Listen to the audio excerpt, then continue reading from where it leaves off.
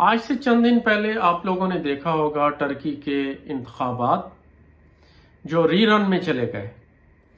پہلے election round میں 49.5% سے تھوڑا سا اوپر طیب اردوغان کے ووٹ تھے، اور اس کے جو اپوننٹ تھا اس کے کوئی 42-43%، اور اس سے نیچے جو امیدوار تھا اس کے کوئی 5% کے قریب ووٹ تھے۔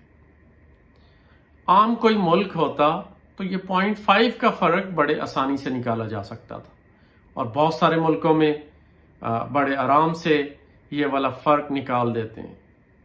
طیب اردوغان بھی چاہتا تو شاید یہ کام بڑی آسانی سے کر سکتا تھا، لیکن اس نے نہیں کیا، یا اس ملک کے اداروں نے اس کو نہیں کرنے دیا۔ صرف 0.5% کی وجہ سے الیکشن دوبارہ ہوئے ٹرکی میں۔ دوسرے راؤنڈ میں طیب اردوغان 53% کے 52.5% ووٹ لے کر الیکشن جیت گیا۔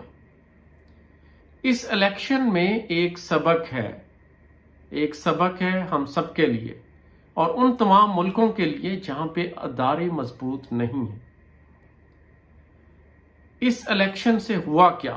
اس الیکشن سے الیکشن کمیشن پر لوگوں کا ٹرسٹ بڑھ گیا، لوگوں کا اعتماد بڑھ گیا۔ اور اگر پہلے ہی راؤنڈ میں اور اپوزیشن نے پھر کچھ نہیں بولا، خاموشی سے ان نتائج کو تسلیم کیا، اس لیے ان نتائج کو تسلیم کیا کہ ان کا ٹرسٹ ہے اپنے اداروں کے اوپر۔ لیکن اگر آپ دنیا کے ممالک دیکھیں، اور افریقہ میں بہت سارے ممالک ہیں، اوباما کی 2009 کی سپیچ مجھے یاد آ رہی تھی آج، جو انہوں نے گھانا کی پارلیمنٹ میں کی۔ انہوں نے کہا کہ افریقہ does not need strong men, they need strong institutions. ہوا کیا؟ کہنے کو تو ڈیموکریٹک کنٹریز ہیں جہاں پہ الیکشن ہوتے ہیں۔ یوگینڈا میں موسوینی بیٹھا ہوا ہے، 30 سال سے زیادہ کا ٹائم گزر گیا۔ بہت سارے اور افریقن ممالک، مگابے تھا زمبابوے میں 30-40 سال تک حکمران رہا۔ جب ان کا دل کیا، انہوں نے کانسٹیٹیوشن کو امینڈ کیا اور اپنی ٹرمز کو بڑھاتے رہے۔ اوباما امریکہ کے کم عمر ترین صدور میں شامل ہے، اور اس نے افریقن یونین سے خطاب کرتے ہوئے اس نے کہا کہ میں چاہے فٹ ہوں، اس کے باوجود بھی امریکہ کا کانسٹیٹیوشن، اس وقت وہ سیکنڈ ٹرم تھی اس نے کہا امریکہ کا کانسٹیٹیوشن مجھے اجازت نہیں دیتا کہ میں تھرڈ ٹرم کے لیے الیکشن لڑ سکوں۔ وہ ملک جہاں پہ کانسٹیٹیوشن کو اپہولڈ نہیں کیا جاتا، وہاں اسٹرانگ لیڈر اپنی مرضی سے کانسٹیٹیوشن کو بدل دیتے ہیں، اور ادارے کمزور سے کمزور ہوتے چلے جاتے ہیں۔ میرا یہاں اداروں سے مراد ہے 3 مین ستون کسی ریاست کے: ایگزیکٹو، لیجسلیچر اینڈ جوڈیشری۔ جب تک کسی ملک کے 3 ادارے مضبوط نہیں ہوں گے، اس وقت تک وہ ملک ترقی نہیں کر سکتا۔ آج چاہے ہم اکنامک انسٹیبلٹی کی بات کریں، آج ہم پولیٹیکل انسٹیبلٹی کی بات کریں، آج ہم انسیکیورٹی کی بات کریں، یہ تمام چیزیں اس وقت تک حل نہیں ہو سکتی جب تک ہم اپنے اداروں کو مضبوط نہیں کریں گے۔ یونائٹڈ نیشنز کا سسٹینیبل ڈیولپمنٹ گول نمبر 16 وہ بھی اسی چیز کی بات کرتا ہے: پیس، جسٹس اور اسٹرانگ انسٹیٹیوشنز۔ پوری دنیا میں وہی ممالک ترقی کر رہے ہیں جن کے اندر امن ہے، وہاں پہ عدل ہے، اور ان کے ادارے مضبوط ہیں۔ اگر یہ 3 چیزیں کسی ملک کے اندر نہیں ہے تو اس کو کیا فیس کرنا پڑ رہا ہے؟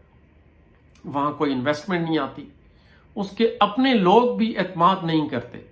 وہ آپ خود سوچیں، آپ نے ایک بزنس کرنا ہے، آپ اس بزنس کرنے کے لیے اپنے بھائی کو، اپنی بہن کو، اپنی کسی رشتہ دار کو نہیں دیکھ رہے ہوتے۔ سب سے پہلے آپ دیکھتے ہیں کیا اس کی ایبلٹی ہے، کیا وہ کمپیٹنٹ ہے۔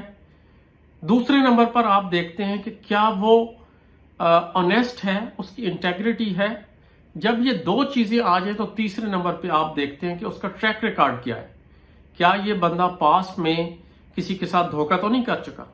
کیا یہ بندہ پاسٹ میں بہتر ریزلٹس اس نے دیے کہ نہیں دیے؟ یہ 3 چیزیں کسی شخص کے اوپر آپ کا اعتماد بحال کرتی ہیں۔ اسی طرح اگر آج آپ دیکھیں کہ ایکسپیٹریٹس کا پاکستان میں ریمیٹنس ڈیکریز ہو گیا. ریمیٹنس کیوں ڈیکریز ہوا؟ کیونکہ ٹرسٹ لیول آپ کا کم ہوتا گیا. اگر ہمارے انسٹیٹیوشنز اپ ہولڈ کریں گے جسٹس کو، ہمارے انسٹیٹیوشنز فیصلے کریں گے جو کہ ان کو کرنے چاہیے ارسپیکٹو کے سامنے کون ہے.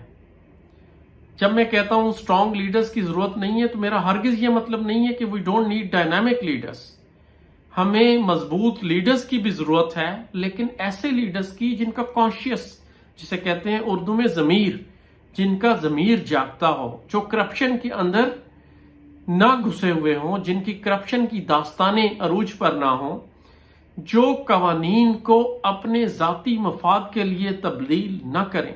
ایسے لیڈرز کی ہمیں ضرورت ہے. لیکن ان ساری چیزوں کو کون اپ ہولڈ کرے گا؟ ان ساری چیزوں کو مضبوط ادارے اپ ہولڈ کریں گے. ہمیں ایک ہی ادارہ مضبوط نہیں چاہیے، ہمیں تمام ادارے ملک کے مضبوط چاہیے. اگر کوئی فارن انویسٹر ہے، اگر اس کو یہ شورٹی مل جائے کہ اس کی انویسٹمنٹ سیکیور ہوگی، خدا نخواستہ اس کے ساتھ کوئی مسئلہ ہوگا، تو ہمارے ملک کی عدالتیں وہ اس کو انصاف دے سکیں گی. وہ آزاد ہیں. ملک میں انڈیپینڈنٹ میڈیا، ٹرانسپیرنٹ میڈیا موجود ہے. اس ملک کا ٹیکسیشن سسٹم، وہ ٹیکس جس طرح کہتے ہیں نا پنجابی میں انے واہ نہیں لگا رہے، وہ takes as per the rules and regulation لگا رہے ہیں. کیا rule of law uphold ہو رہا ہے کہ نہیں ہو رہا؟ تو یہ وہ تمام چیزیں ہیں جو آپ کو چاہیے. آخر میں ذکر کرنا چاہتا ہوں، حضرت ابو بکر صدیق رضی اللہ عنہ نے جب حلف اٹھایا تو اپنے عوام کو یہ کہا کہ آپ نے میری تائید اس وقت تک کرنی ہے جب تک آپ دیکھو کہ میں سیدھے رستے پہ چل رہا ہوں. اس کے بعد حضرت عمر کا دور آیا. حضرت عمر رضی اللہ عنہ نے ایک قدم اور آگے چل پڑے. انہوں نے کہا کہ تم نے میری تائید اس وقت تک کرنی ہے جب تک تم مجھے دیکھو کہ میں سیدھے رستے پہ چل رہا ہوں، اور اگر میں سیدھے رستے پہ نہ چلا تو تم میرے ساتھ کیا کرو گے. تو جو آڈینس تھے ان میں سے ایک شخص کھڑا ہوا، اس نے کہا پھر تمہارا ہم اس کے ساتھ علاج کریں گے، اور اس کے ہاتھ میں تھی تلوار. اور حضرت عمر بڑے خوش ہوئے کہ بالکل تم ایسے ہی کرنا. اگر تمہیں نظر آئے کہ میں انصاف نہیں کر رہا، میں سیدھے رستے پہ نہیں چل رہا جس پہ مجھے چلنا چاہیے، تو تم میرا اس کے ساتھ ہی حساب کرنا. اب یہاں ایک پیغام ہے ہم سب کے لیے.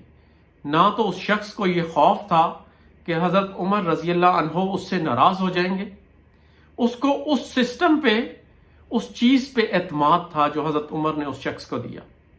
تو کوئی شخص بولنے سے ڈرتا نہیں تھا، کھل کے لوگ بولتے تھے. اور حضرت عمر رضی اللہ عنہ نے بھی اپنے دورہ اقتدار میں انصاف کی وہ مثالیں قائم کی کہ اسی لیے مشہور ہیں حضرت عمر رضی اللہ عنہ کہ سب سے بڑے عادل تھے. تو میں حضرت عمر رضی اللہ عنہ پہ 3 لیکچرز کر رہا ہوں آنے والے دنوں میں، پارٹ 1، پارٹ 2 اور پارٹ 3، ان کے سنہری دور کے اوپر. آپ سب اپنا خیال رکھیے گا. انشاءاللہ دوبارہ ملیں گے. اللہ حافظ.